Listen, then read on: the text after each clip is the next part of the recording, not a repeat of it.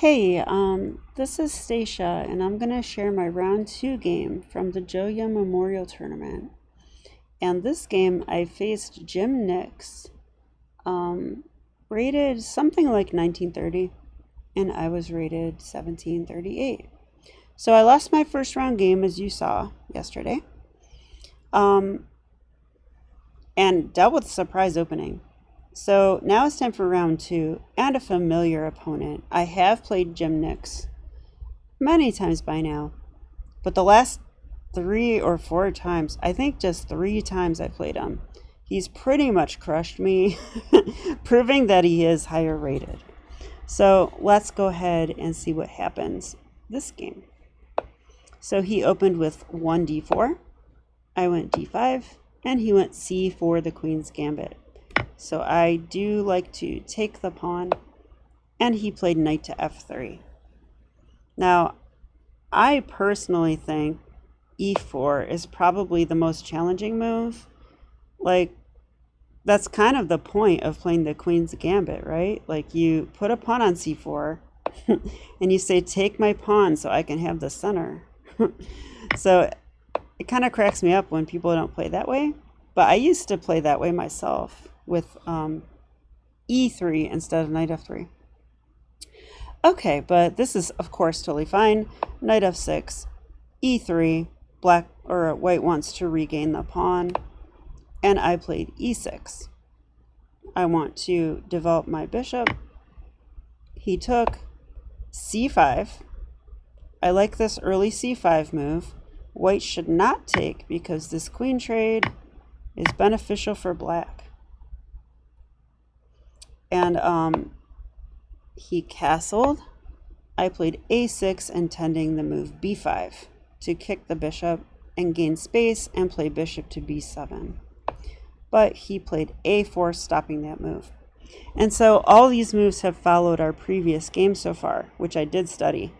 I got crushed that game, so I wasn't about to relive that.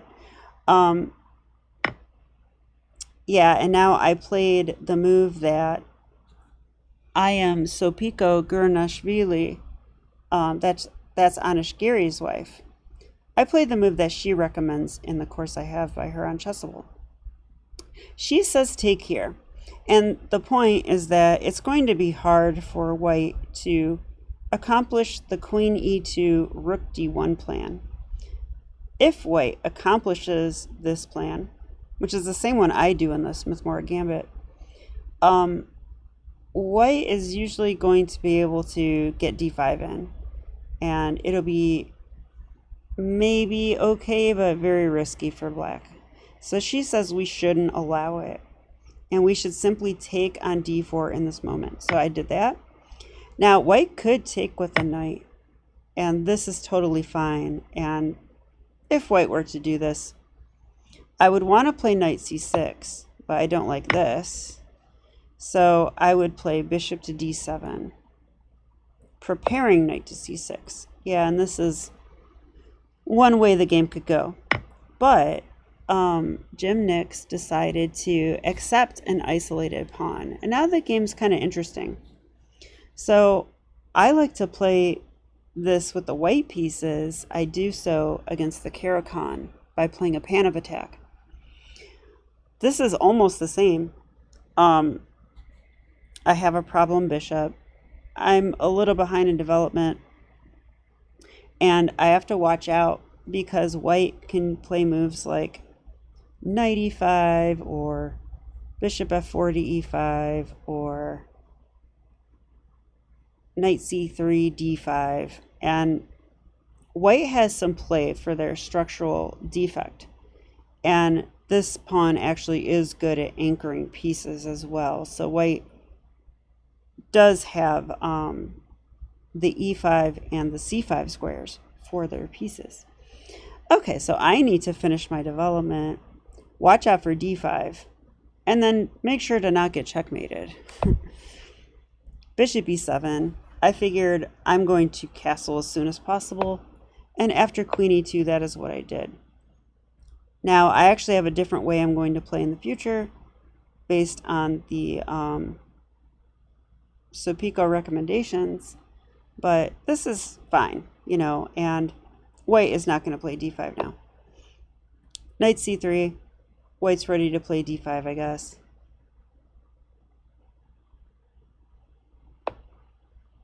Knight c6. And I think my idea was if d5, oh, they can't play d5.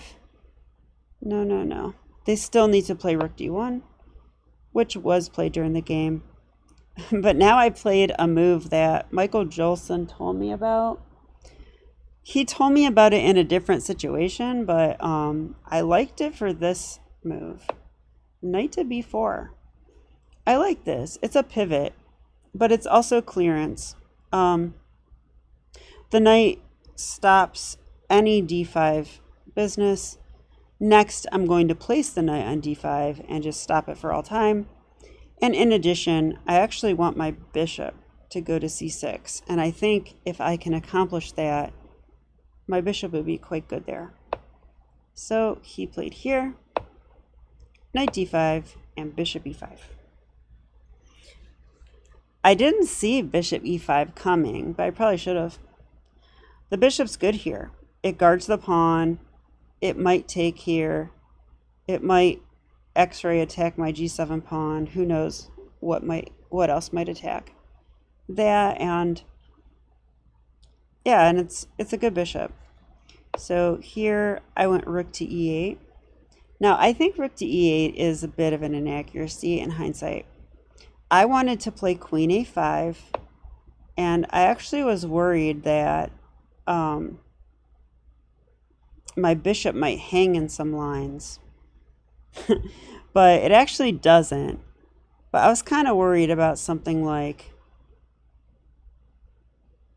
let's see, like if I were to go, yeah, it doesn't really do it. The queen is defending. Like what if here, no, it would have to be this first. I guess if I took with a bishop and they took here, no, my bishop moved now. Yeah, I think I saw a ghost.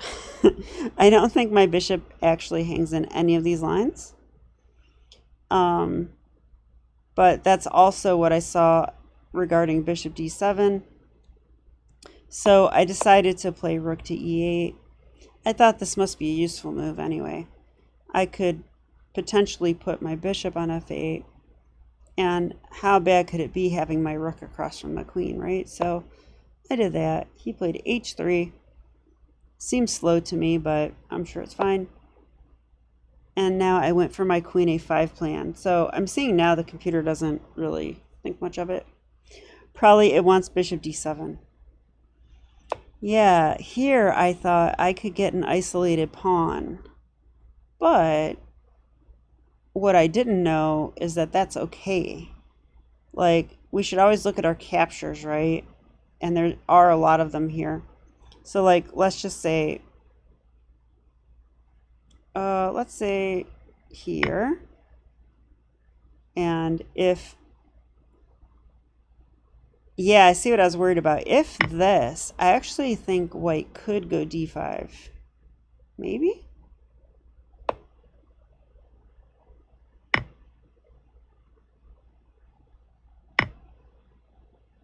Yeah, I'm not sure about all this. This is probably fine for black.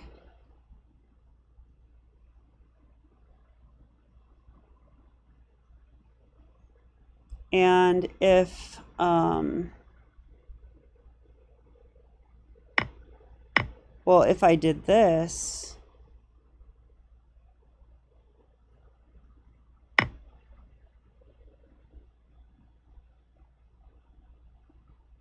well, that actually loses the game because I would take, and that's a discovery on the queen. And we would also hit the bishop, so that actually wins. Yeah, so I think my calculation might need work. I was seeing some ghosts in this part of the game. But I went queen a5. The knight jumped to e4. And finally, I got to play bishop d7, which is what I really wanted to do. And I saw he could jump into d6, and my plan was to simply take. Like, he does get the 2 bishops, but trades are good for me in an isolated pawn position, so I think it kind of evens out. My bishop's about to be very good anyway. So, okay, rook here. Rook d to c1. Not a move that you normally see in an IQP position, so it's a little bit of a concession, I thought. Okay, so let's get the bishop on c6, bishop to h2, and now knight to e7. So it was at this part of the game that I needed a middle game plan. So I'm curious what you guys would come up with. So pretend you are playing the black pieces and you need a middle game plan. Pause your video and see what you come up with. And I'll take a sip of my drink.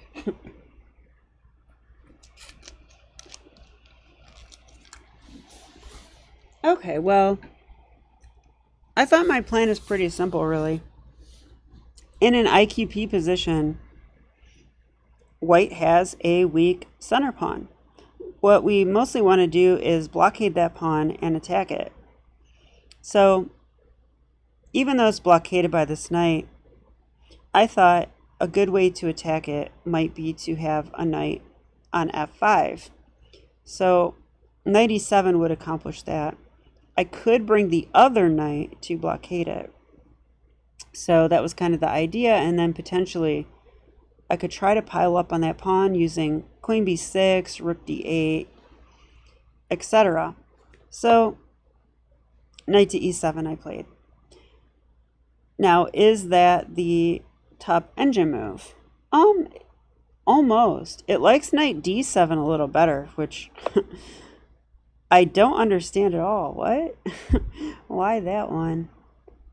It says knight e5 and knight takes e5. I am not sure I would be wanting to let white do this, but maybe it's okay because the bishop isn't so good now.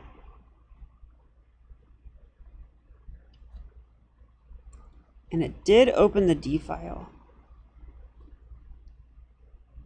Wow, so the idea of knight d7 is to challenge the knight that is coming to e5.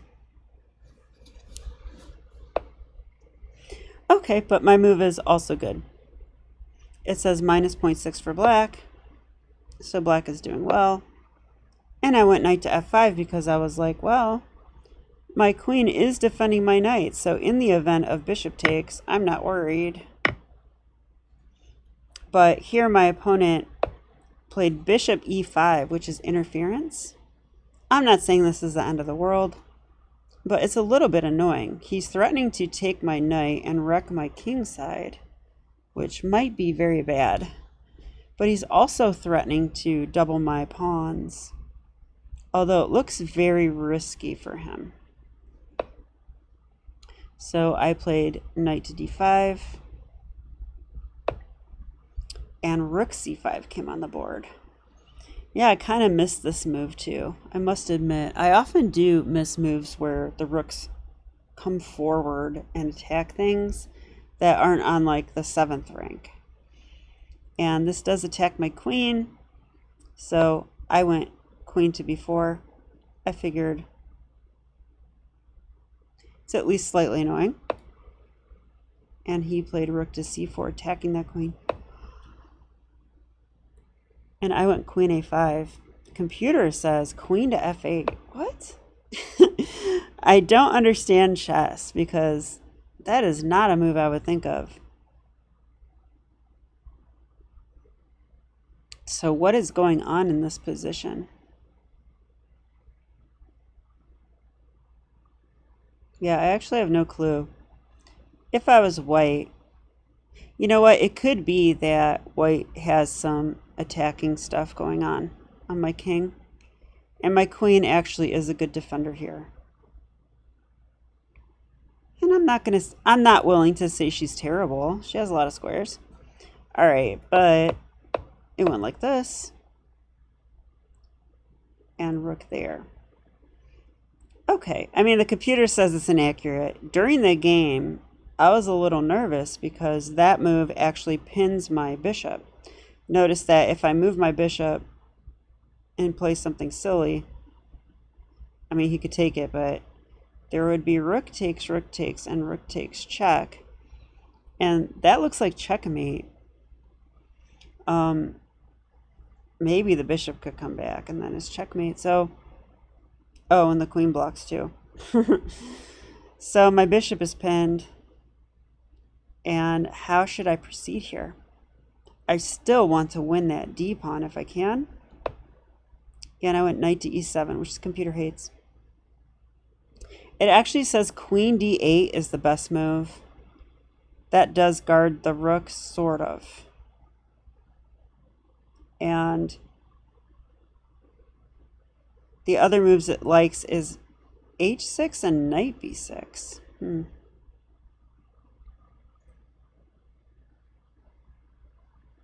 Knight b6 does make some sense because it would attack the rook, and maybe we actually are going to grab this pawn. So, okay. But I went here. The idea is to overprotect the bishop and the rook. b3 was played. Yeah, so he needs to play g4 here.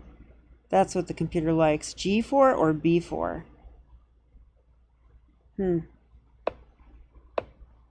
After b3, I went queen b6. I'm surprised that's a mistake. I mean, I thought applying pressure to the weakness is a good idea. I'm also on this pawn.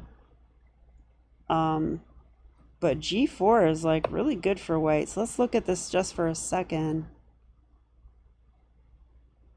If g4, that attacks my knight. Okay. I'm starting to see why knight e7 isn't so good. I'd really like to put my knight there. So my knight is actually short on squares. I'd have to go knight d6, it says.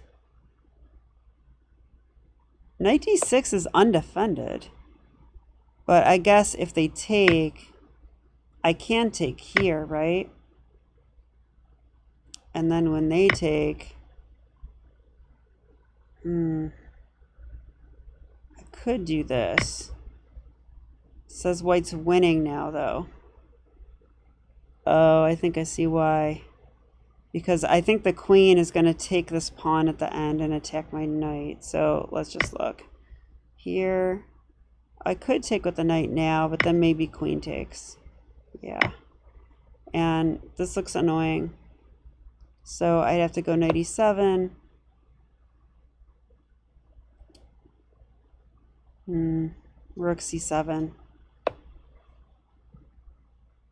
Yeah, black is losing for sure. So I don't like knight d6. So yeah, my knight's just like trapped, isn't it? What about this move? I feel like this is the only one I have. And then if here it wants bishop f4, attacking it, opening up my king side. Yeah. Okay, I had no idea that my knight was out of squares, and neither did my opponent. So that's pretty interesting. So instead, yeah, this is crazy, right? Queen b6 and g4 is like almost winning for white. But he played this move, bishop to c2. So disconnecting the rooks, right? Like, ugh, it's a very ugly move. But he decided he wanted to very much defend his b pawn. So, I mean, I would just think if you really want to defend your b pawn, why not go here?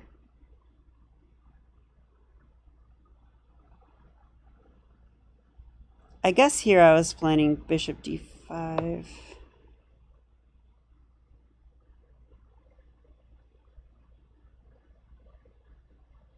Oh, wow. But he has bishop c7, which I didn't see. Now my queen has to back off, but we're still on the pawn. And then they can take here. Okay, I would take with a knight. And then rook c5. I still can't get to that pawn. Wow, pretty interesting. Okay, instead bishop c2. I mean, yeah, that's not a good move. I did go here. He took. I took back. And now queen d3. Knight g6. Yeah. So he's x-raying my h7 pawn. Wanting to checkmate me, apparently. So I stopped it with this move because I saw g4 could happen. Like this knight could be removed. And now that frees up the e7 square for the knight. Okay, so he went here. And I liked this move a lot. Let's see if it's the best one. It basically is. The other good one here is f6, which I also looked at. Queen c6, though, is a double attack. I'm attacking the bishop, and I'm attacking this knight, and if he takes back, I get to wreck the white pawn structure. So that happened. Knight to e7. Knight g to e7. Okay. This part of the game is interesting. Black is better here. So how to proceed? Like, I knew I was probably better here, but I wasn't sure how to continue. One option is f6. I thought if I played that,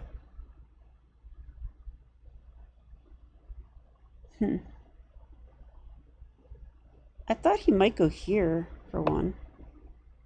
Oh, he can't go there. That's protected.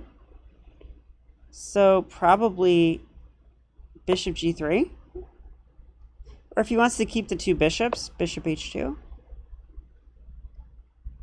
Yeah, the computer likes that a lot.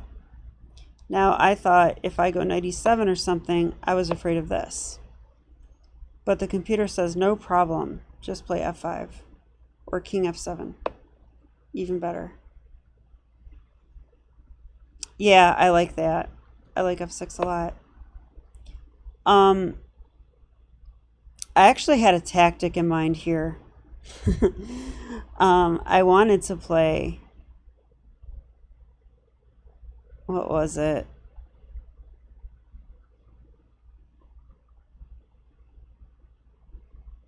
I wanted to play f6, bishop back, knight takes, rook c1 check, king g2, take the bishop.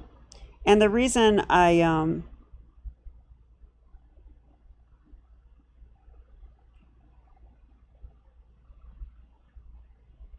didn't like this is because I saw rook d8 check, king f7, rook d7 check, and white would take my b pawn and defend the b3 pawn. So I was looking at that tactic, and I played this move.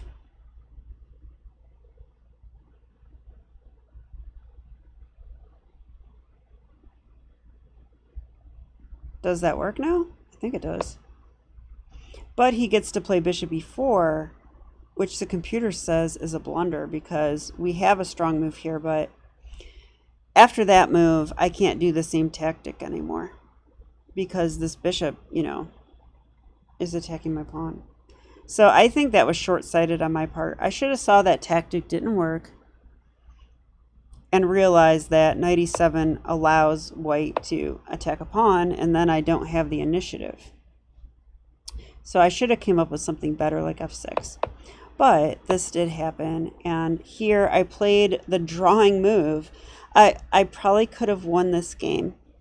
I have one more chance to win it coming up, but knight to c6 just enters an equal position for the most part. What I needed to play and what I don't understand is this move, knight to d5. So why is this move so good? I need to understand it.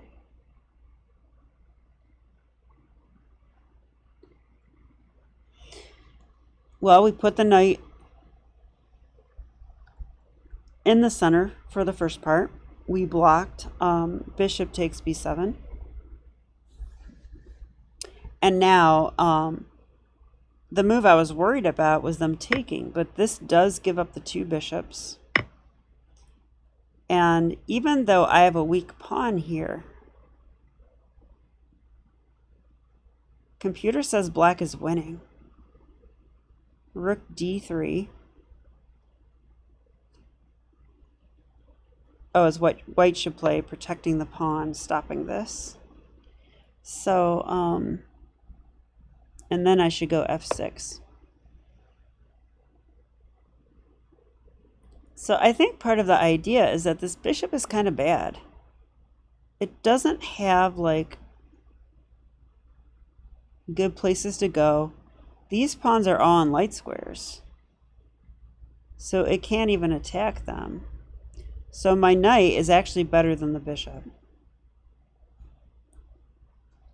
And this is winning, apparently. But the way the game went, f6, and then I played f5. So, you know, I wanted him to move his bishop away, and then I could take a pawn. And the reason I put my knight there was to guard the rook. So had he moved his bishop away, that would have been good. But he did take, and I couldn't find anything better than this, but there was better than this.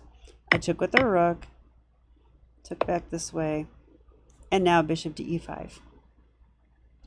Okay, and here I thought my knight is probably better than that bishop, but his king is going to be better. Like here the kings are coming up, and I wasn't sure about this. I thought this probably wasn't possible because I would drop my g7 pawn. And I thought this white king is going to be coming very fast and could potentially cause problems for me over here. So I decided to go that way, and that was incorrect. What I should play is this move, g5. Yeah, and my coach, Michael Jolson, he saw this and fast. So g5 is the way to go. And now we do have a path to come win this pawn. And it gets complicated. You have to calculate it. But this was the correct winning plan for black. So, unfortunately, I didn't see that. I took the bishop instead. Why did I take the bishop? To save a tempo. I was like, oh, I can't play here because bishop takes pawn. But I didn't want to waste a tempo and let the king come up more either. So I decided to just take the bishop. But this is now drawish. I actually fixed white's pawns. I knew it was a concession. But apparently I need to learn how to win these endings. Yeah, and this part of the game was still scary because it's possible for someone to win still. I mean, we were both in time pressure, or at least I was. And somebody could end up in zigzwang. So we exhausted all our pawn moves, and then I correctly played bishop d7. King d7. If you go here, you lose the game. Like, white gets the opposition. What do? If I go this way, he comes here, takes my pawn. And if I go this way, he goes here, takes my pawn. So I can't play king c7, but I can play king d7. And now if the king comes in, I get the opposition. And if he goes back, I can come up. And now he can mess up too, I think.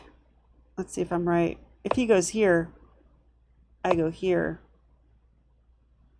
Am I winning now? I guess if here I'm winning, because then I go king c4. But he could go king c3, and I can't really go that way. So in the actual game, it went like this. We both saw these moves, and we just shuffled back and forth, and it was a draw. So, you know, I didn't get the win because I missed winning chances like a total of like 3 times. But all of the wins were a little difficult to see. So I will study those and add those to my knowledge. Excuse me. Sorry about that. I'm coughing a little bit. But to get a draw against someone as strong as Jim Nix in a slow time control game, I'm not too unhappy with it. So that was that game, and I'll be back with the last game tomorrow. So see you then. Okay, bye.